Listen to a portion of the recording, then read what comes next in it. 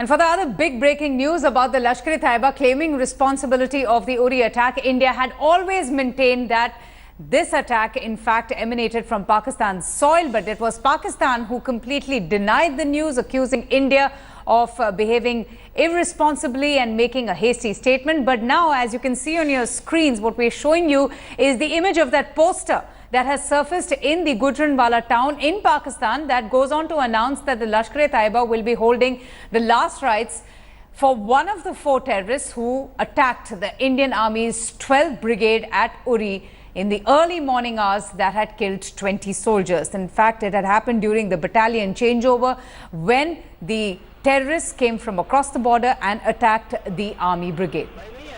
We have with us Executive Editor Gaurav Sawant. Gaurav, once again, Pakistan's lies are exposed. Posters, I mean, these are not posters that have just come out from nowhere. It is posters that one can see in Gujranwala town that goes on to talk about performing the last rites of one of those terrorists.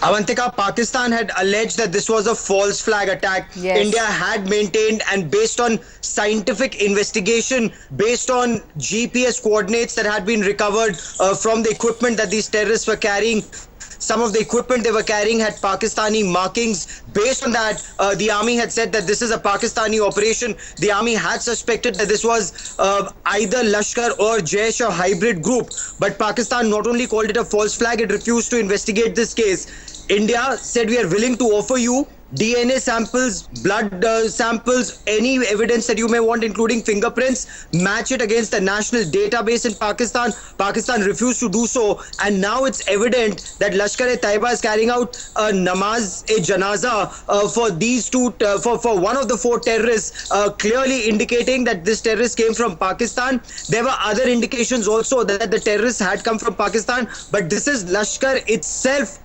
confessing through that poster that the Uri terror attack was carried out by the Lashkar-e-Taiba. Now, the Lashkar also does this often to boost the morale of their cadre, because it becomes very difficult for them to get new recruits unless there is a namaz-e-janaza carried out for those terrorists. Remember, Lashkar had carried out a namaz-e-janaza or namaz in absentia for Osama bin Laden, for Ajwal Amir Kasab, and a number of other terrorists who've been killed in terror activities or killed by the US. This proves Pakistan was involved, Pakistani actors were involved in this terror attack, and Pakistan needs to crack down on terror, given the fact they've lost almost 60 of their personnel in a terror attack today. Isn't this loss of face for Pakistan? I mean, such a huge embarrassment, because Khwaja Asif went on to say that the Uri attack was self-generated. This is something that, India has done to its own soldiers. The Foreign Secretary, despite providing proof of arms, ammunition, GPS coordinates, even the names and addresses of those 2 guides, Gaurav, Pakistan has been in absolute denial, saying that, it's India who, repeatedly just blames us for no reason. But here they are with these posters coming up on their own soil of, announcing the last rites of one of those terrorists. It's a loss of face for somebody who has a face or a reputation. Pakistan is a shameless state sponsor of terror.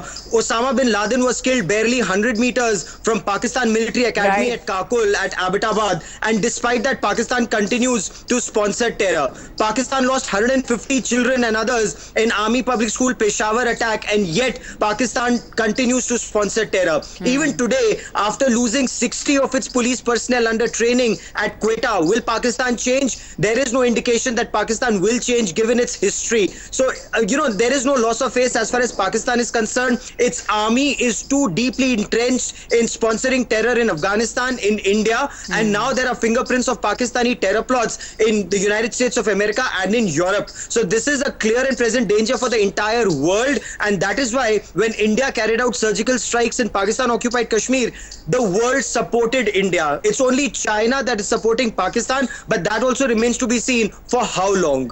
Absolutely. Gaurav, thanks so much for joining us.